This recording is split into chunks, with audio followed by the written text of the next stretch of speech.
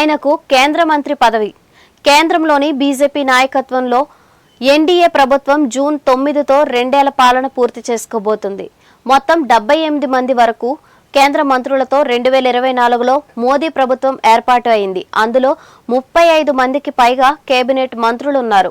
మిగిలిన వారిలో సహాయ మంత్రులు, ఇండిపెండెంట్ ఛార్జ్ కొనసాగుతున్న వారు ఉన్నారు. సీనియర్లతో పాటు జూనియర్లకు కూడా ఈసారి మోదీ అవకాశం కల్పించారు.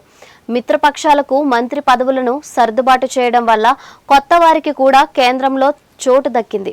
అయితే ఈ 2 ఏళ్ల కాలంలో ఎంతమంది తమ పనితీరుతో ప్రధానిని మెప్పించారు అన్నది చూడాల్సి ఉంది.